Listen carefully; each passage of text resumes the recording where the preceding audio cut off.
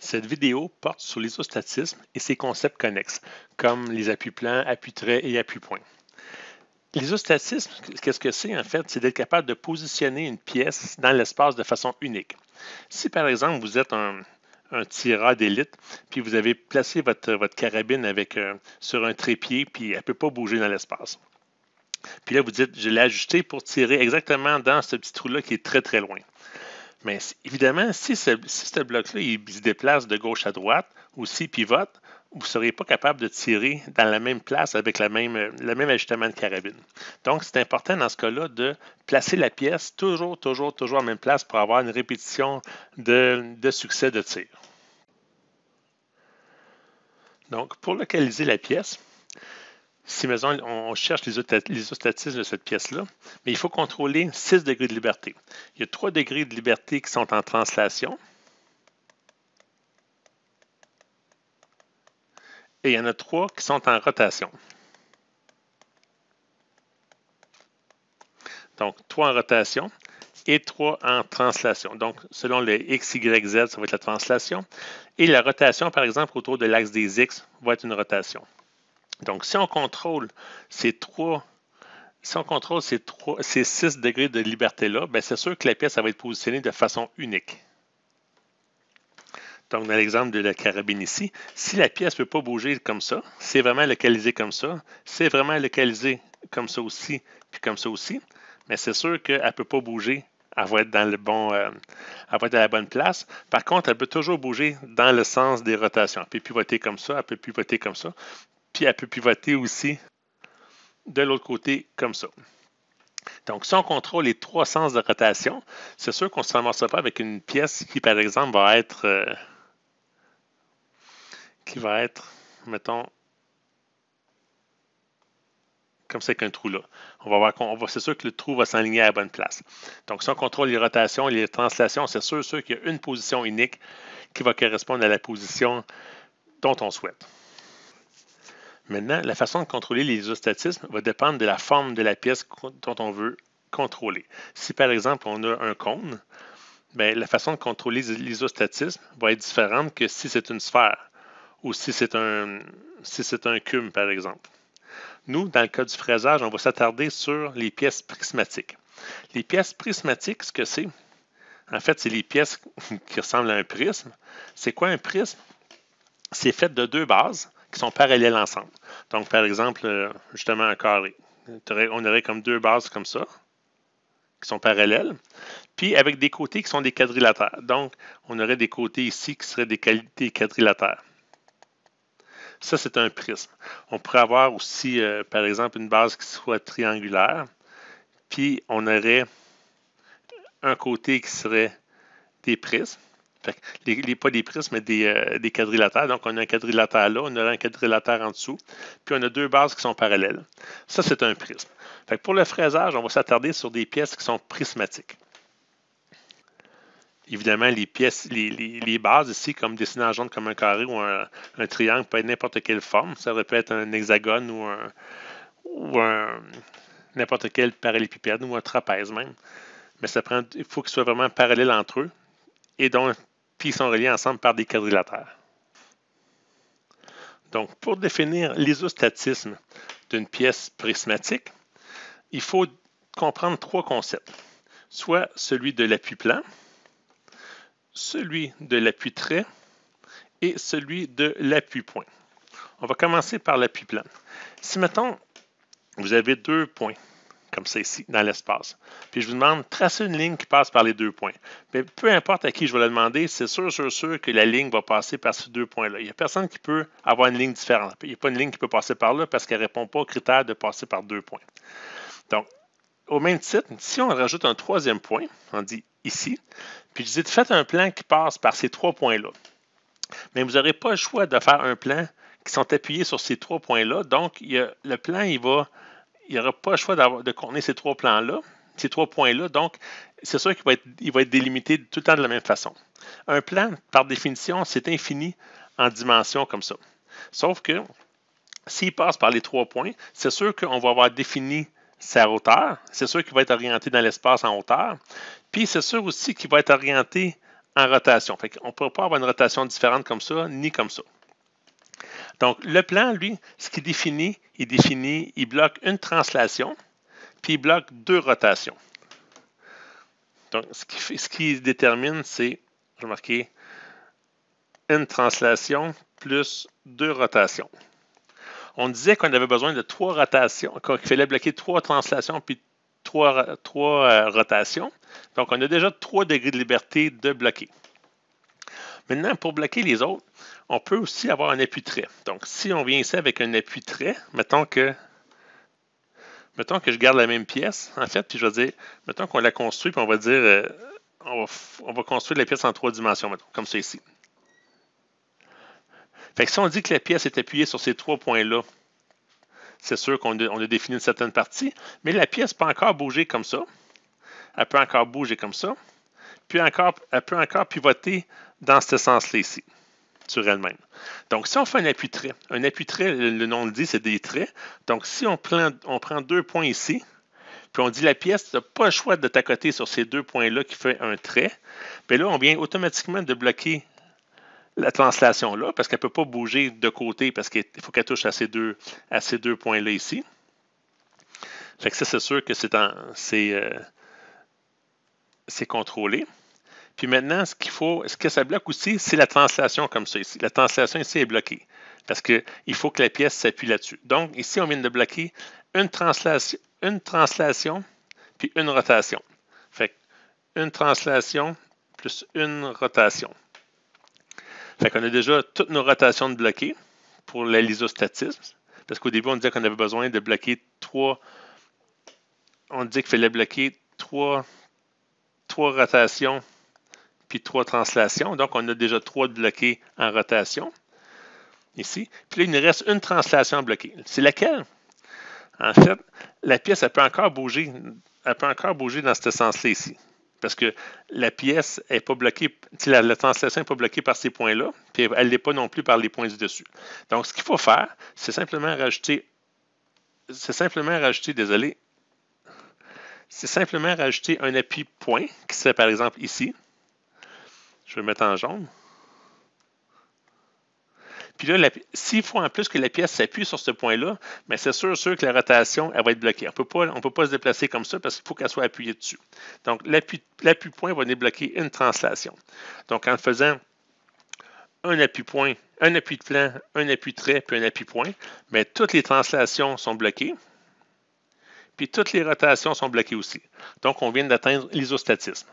C'est sûr que l'isostatisme n'est pas pareil, comme je vous disais tantôt, si c'est pour bloquer un cône. Là, ça ne sera pas tout à fait pareil. Mais un cône, ce n'est pas une pièce isostatique. Ce n'est pas une pièce prismatique.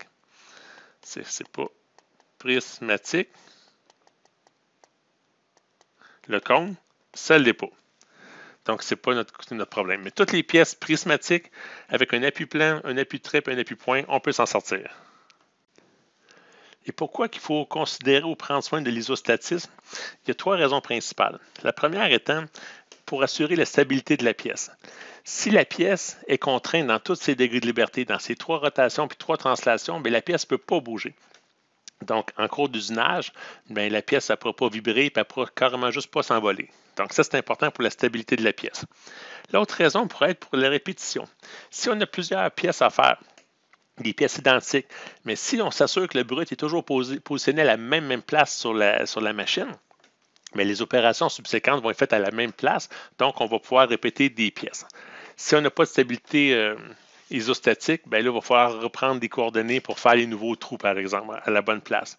Fait que c'est une perte de temps. Fait que l'isostatisme peut servir à ça. Et l'autre, c'est pour le montage adéquat dans l'étau ou autre moyen de serrage. Puis c'est ça qu'on va voir dans la prochaine partie du vidéo. Avant de s'attarder sur comment fixer une pièce dans l'étau ou sur un autre gabarit pour respecter l'isostatisme, il faut être conscient, il faut se rappeler de certaines choses. Par exemple, si vous avez un plan qui a ce dessin-là de marqué, vous avez ce dessin-là ici, puis on dit que ça, c'est le datum A, par exemple, c'est votre surface de référence qui va être ici. Puis on dit qu'on cherche comme critère ou comme cotation, c'est qu'il soit parallèle à l'intérieur, d'exemple, de 2 millièmes par rapport à A. comme c'est ici. Ça, ce que ça veut dire, c'est que peu importe la forme ou la géométrie des côtés, on s'en fout pour cette cote-là ici. Cette cote-là dit juste qu'il faut que ça soit parallèle à ça. Puis quand on voit une pièce vraiment dessinée, vraiment belle, je vais essayer d'en faire une avec l'aide de l'outil forme. Si, mettons, on a une pièce qui est vraiment belle comme ça, bien, ce qu'il faut penser, c'est que la pièce, en fait, va ressembler, elle peut ressembler à n'importe quoi qui peut ressembler à ça, mettons. En vrai, ça va ressembler à ça. Bien, pas si pire que ça, mais si on mesure assez finement, on va voir qu'il y a plein d'erreurs. C'est pas vraiment nécessairement 90 degrés pile. Ça peut être, si la dimension peut être de 89. Oh boy, excusez. La dimension peut être, par exemple, de 89,8, par exemple, degrés. C'est que c'est pas nécessairement 90, même si on croit qu'elle est à 90. Fait qu'en considérant ça comme ça, on sait que mathématiquement, ou géométriquement plutôt, que si cette surface-là est à 90 degrés par rapport à elle, puis que cette surface-là est à 90 degrés par rapport à elle, bien automatiquement, celle-là ici, puis cette surface-là et cette surface-là vont être à 180 degrés un par rapport à l'autre, donc ils vont être parallèles. Oups, ils vont être parallèles. Ça, c'est géométriquement. Mais si on prend l'exemple juste ici à côté, puis on dit, bon, mais ça, c'est pas tout à fait 89 degrés, c'est peut-être pas tout à fait 90, ça, c'est pas tout à fait 90, donc les chances que ça soit parallèle à ça sont plus faibles, parce qu'on a passé par une erreur qui est ici avant d'aller ici.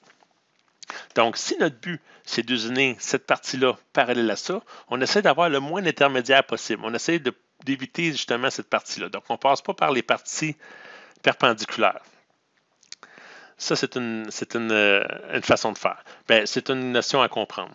Même chose, si ça se peut que, par exemple, la pièce soit, mettons que le dessin est comme ça ici, puis on dit encore, on a encore notre fameux A ici, notre référence. Puis si on dit comme cotation, on dit que ce plan-là, ici, doit être perpendiculaire de, encore, mettons, 2 millièmes par rapport à A.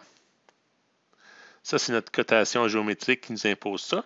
Mais là, justement, il ne faut pas passer par d'autres moyens. Il ne faut pas passer par des angles ici pour passer de là, s'en aller là, puis finalement usiner ici. On veut vraiment que ça, ici, soit perpendiculaire à ça. Donc, c'est ce qu'on cherche, c'est ici. Donc, il faut l'usiner d'une façon pour bien s'accoter sur le A, puis usiner ça directement par rapport à ça. Parfois, on ne pourra pas y aller directement comme de façon qu'on souhaite. Tu sais, comme par exemple dans cette partie-là ici, peut-être que ce ne sera pas facile d'usiner ça vraiment parallèle à ça, parce qu'à cause des méthodes de montage, par exemple, on peut avoir des limitations. Mais c'est sûr que c'est la personne qui va mesurer la pièce au final, il s'en balance de la manière que vous avez usiné. Il va juste regarder au final si vous avez respecté ça.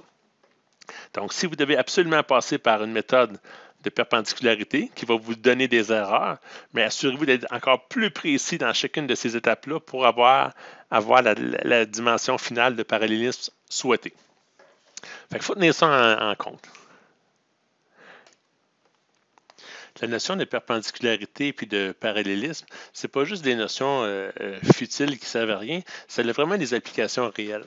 Par exemple, si on voulait usiner la pièce A ici, mais le concepteur, lui, mettons, qui dit que la pièce A, ça va être une cale d'épaisseur qui va venir ajouter la pièce qui est verte par rapport à son support qui est bleu. Mais lui, il dit, j'ai besoin d'une pièce ici blanche qui va venir ajouter peu importe la raison, à une hauteur spécifique. Mais lui, le concepteur, il va peut-être dire, ben moi, je me fous que la pièce soit perpendiculaire à cette surface-là. Ici, ça ne me dérange pas du tout. Mais il faut absolument que cette surface-là ici soit parallèle à cette surface-là pour ne pas induire d'erreur entre les deux surfaces. Fait que si c'est son souhait, son intention de conception, c'est celle-là, il va dire, ben, il va mettre sur le dessin, sur la vue qui est sa vue en coupe de la pièce, il va dire, je veux que cette partie-là, la partie ici, soit vraiment parallèle par rapport à la surface du dessus qui va être en contact avec ma surface verte ici.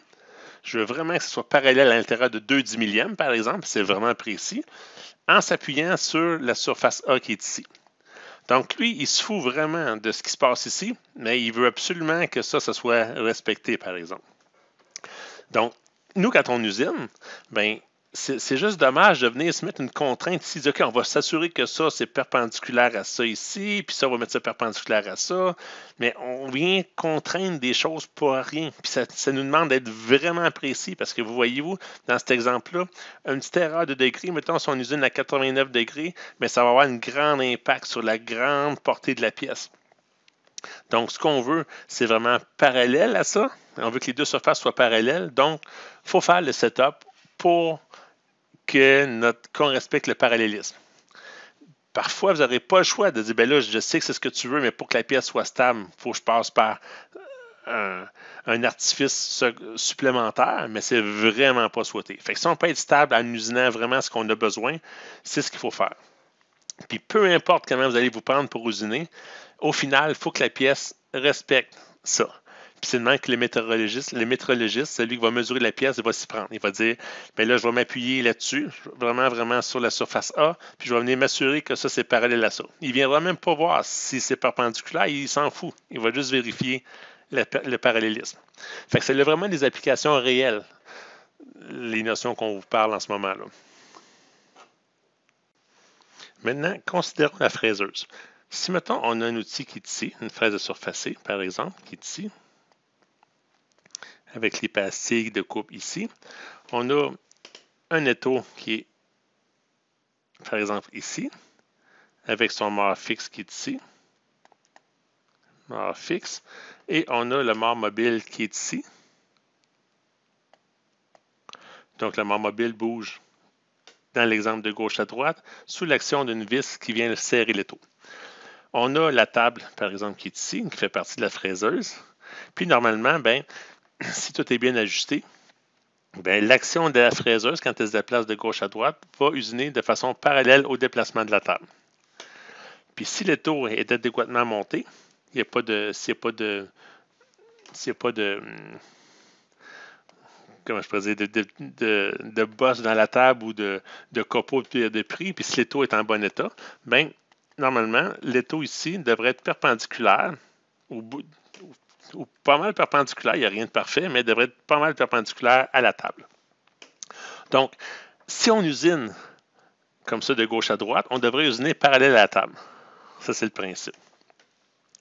Sachant ça, mettons qu'on prend la même pièce que tantôt. Mettons qu'on a une pièce qui ressemble, on a la pièce qui est dessinée comme ça ici. On a notre datum A qui est ici. Puis on dit que la pièce doit être parallèle à 0.002 par rapport à A. Comme ça ici. Ça, c'est notre contrainte d'usinage. C'est la pièce qu'il faut usiner, en fait. On sait que cette pièce-là n'est pas vraiment égale. Donc, on peut l'imaginer comme étant, mettons, comme ça. Là, j'exagère, c'est sûr. Là. Elle va être usinée comme égale comme ça. Fait que si on veut que ça soit parallèle à ça, bien, il ne faut pas passer par les côtés. Il ne faut pas venir dire on va s'y prendre par ces côtés-là parce qu'il va y avoir des erreurs de perpendicularité à des places. Fait que ça, ce n'est pas une bonne idée. Donc, la façon de s'y prendre, c'est de se mettre haut dans l'étau. Fait que si on vient ici, puis on se met haut dans l'étau, donc on met des parallèles qui sont hautes, comme c'est ici. Puis là, on met cette pièce-là. L'échelle n'est pas tellement bonne, là, mais vous allez comprendre pareil. On met cette pièce-là qui ressemble à ça comme ça, puis mettons tout croche comme ça. Bien, si on se met haut comme ça, l'appui plan qu'on a vu tantôt va être en dessous ici. Parce qu'il va y avoir une grande surface de contact ici qui va permettre un appui plan. Si on regarde les parallèles en isométrique, maintenant je dessine juste les parallèles, c'est comme ça ici. Comme ça.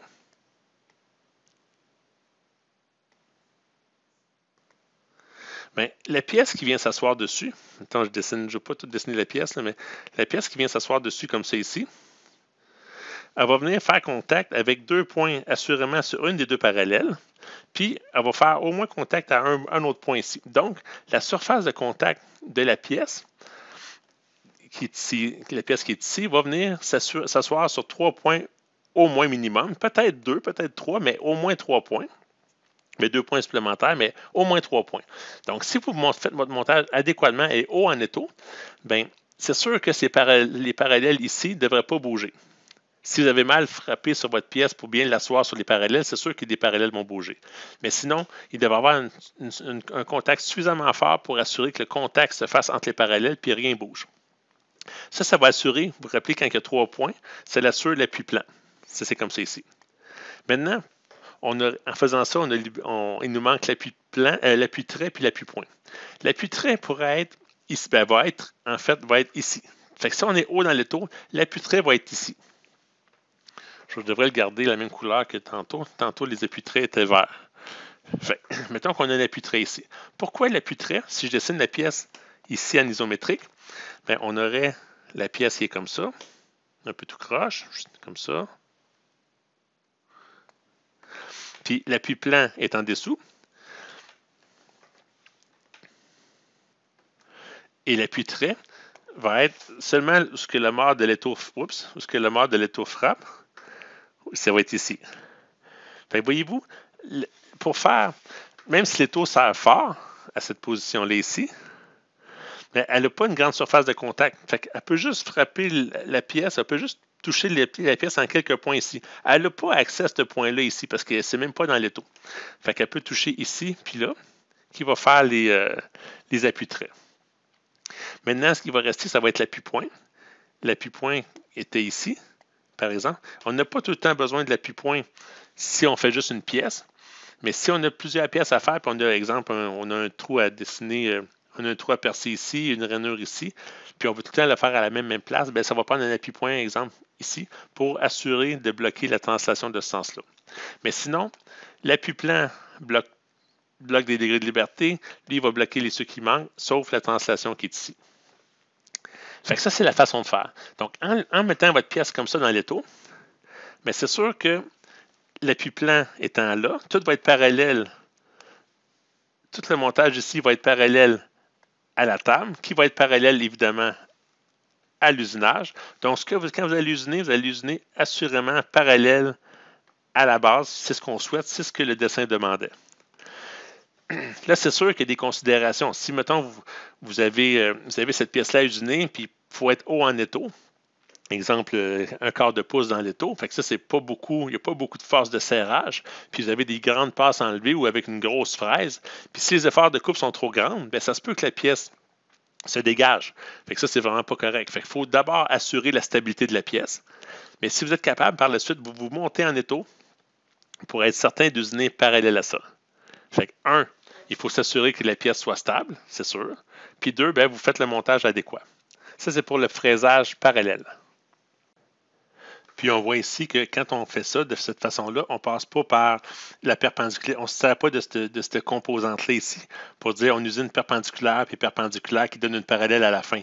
On passe vraiment de la surface de référence qui est ici, on vient usiner la surface de référence qui est en haut, puis on s'assure que ce soit parallèle. On ne passe pas par des côtés inutiles. Maintenant, c'est possible qu'on va usiner de façon perpendiculaire.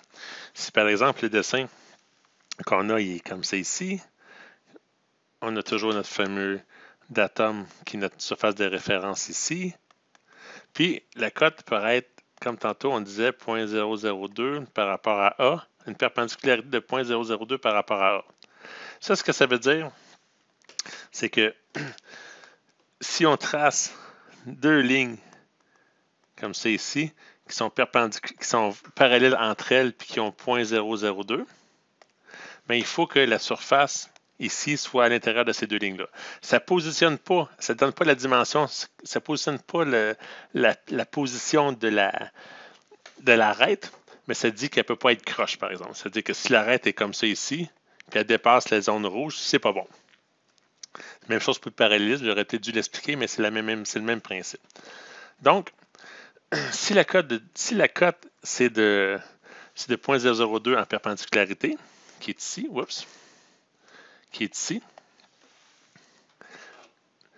mais là, ce qu'on veut, c'est, on ne veut pas passer par d'autres chemins. On va être de façon directe encore. On veut usiner de façon adéquate. Donc, si, mettons, on a encore notre fameuse étau comme ça, avec notre mort fixe qui ne bouge pas, mort fixe, puis on a notre mort mobile, qui est comme ça ici. Notre mort mobile, qui peut encore bouger comme ça, avec une force, sous l'action d'une force de serrage. Puis on a encore notre table qui est ici. Puis ça, c'est encore perpendiculaire à la table. Puis on a notre petite coupe qui est ici, avec les dents. Donc, si on veut usiner de façon perpendiculaire, là, on se rappelle que notre pièce, même si elle est représentée comme ça, elle peut avoir l'air de quelque chose comme ça, pareil comme tantôt. Là. Donc, ce qu'on veut faire, c'est la mettre basse en étau. Fait qu'on va mettre des parallèles qui sont basses dans l'étau. On va quand même... faut quand même que la pièce sorte de l'étau. Fait que mettons qu'on met cette pièce-là dans l'étau, mais avec des parallèles qui sont basses. Ce que ça va faire, c'est que quand on va venir serrer le mort mobile sur le mort fixe, la pièce qui est ici, je vais la dessiner, elle va venir évidemment épouser ça ici comme ça. Elle va monter un petit peu comme ça, puis comme ça. Fait que là, c'est la pièce que j'ai, cette partie-là ici, là, c'est ce que j'ai dessiné ici. Fait qu'on voyait, à force de serrer comme ça, elle vient basculer pour que cette partie-là, pour que cette partie-là devienne parallèle à l'étau parce qu'on le serre fort dessus, fait que ça n'a pas le choix de lever. Fait que l'appui plan va devenir ici. Fait qu'on est assez bas dans l'étau pour que la pièce bascule puis qu'elle vienne se rentrer comme ça. Donc, si on regarde en isométrique comme tantôt, mais on a la pièce qui est comme ça.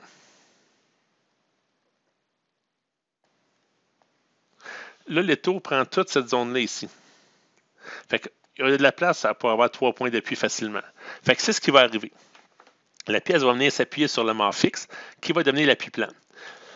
Puis évidemment, ben, là, ici, ça ne veut pas dire que la pièce ça va être égale. Si ce n'est pas 90 degrés ici, si l'angle n'est pas 90 degrés, mais c'est sûr que ça ne touchera pas aux deux parallèles parce que l'angle n'est pas à 90 degrés.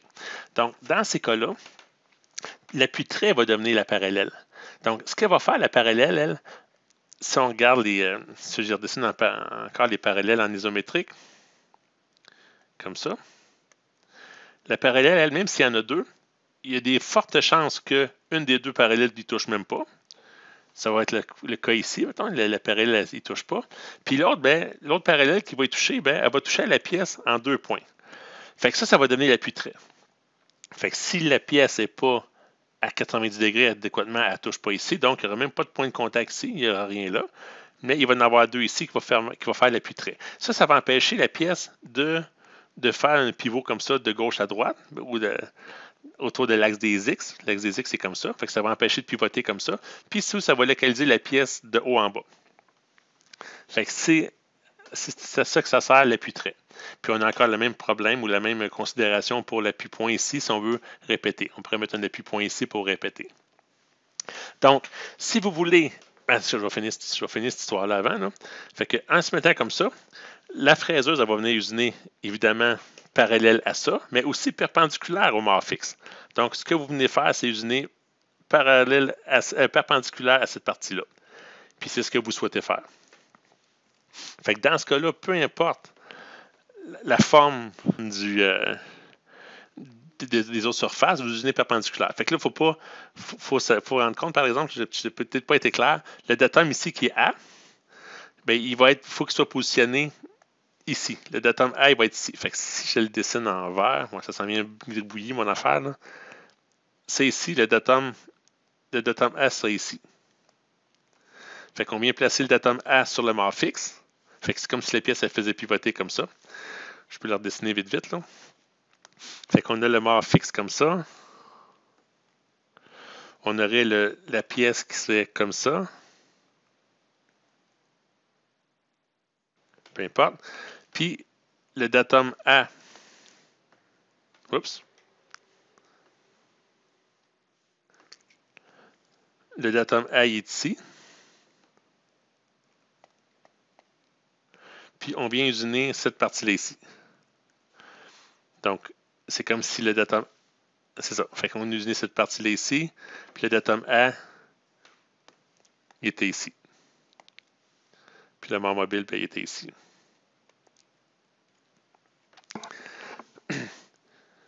Fait que c'est comme ça que ça fonctionne. Puis c'est sûr, je me répète, c'est sûr qu'en le mettant comme ça, il y a une des parallèles qui ne touchera pas. Ça peut être soit elle, ou si la pièce avait été dans l'autre sens comme ça, ben elle aurait touché la parallèle, mais elle n'aurait pas touché. Fait que c'est normal que ça ne touche pas. En fait, pour que vous soyez bas en l'étau, puis que les deux parallèles ne bougent pas, ça veut dire que votre pièce est vraiment, vraiment à 90 degrés ici. Ça c'est comme de façon parfaite. Fait que si c'est le cas, l'appui plan, même s'il est ici, puis vous avez un autre appui de trait, mais par défaut, c'est comme si on avait deux appuis plans. Mais ça se peut pas, mais ça se ferait un peu comme ça. En fait. Ça va être très rare. Fait que c'est le principe. Ceci étant dit, il faut comprendre comment fonctionne l'étau. C'est sûr que le mât fixe, la définition dit le mât il est fixe. Donc ça, c'est vraiment solide par rapport à la base de l'étau. C'est même souvent, ça peut être monobloc en fait. Puis on a le mât mobile qui va se serrer avec l'action d'une vis.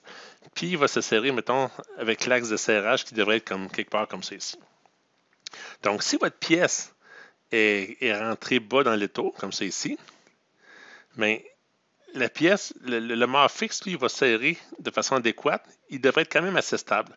Puis le mât fixe, il faut se rappeler que si mettons je le dessine en 3 dimensions un peu, là, on dessine comme ça, le mât fixe de la pièce qui est comme ça, puis on a le mât mobile qui est ici.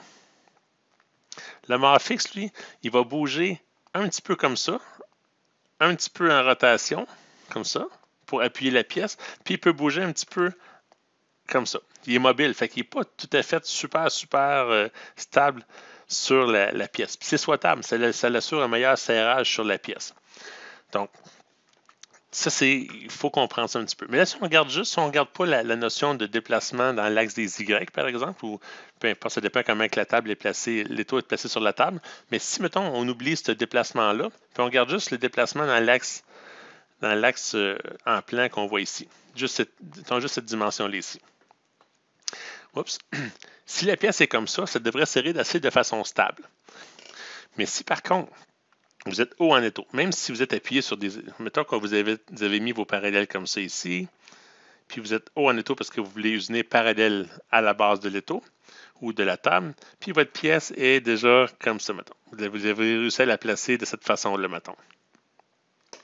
Mais vu que le vecteur de force de l'étau est en dessous du point de contact de la pièce, voyez-vous, le point de contact est ici, mais ça va être normal que la pièce l'étau, en fait, je vais dessiner l'étau. Comme ça ici. Ça va être normal que l'étau cherche à lever comme ça. Là, j'exagère, là, mais ça va lever comme ça, puis la pièce, elle va chercher à lever comme ça aussi.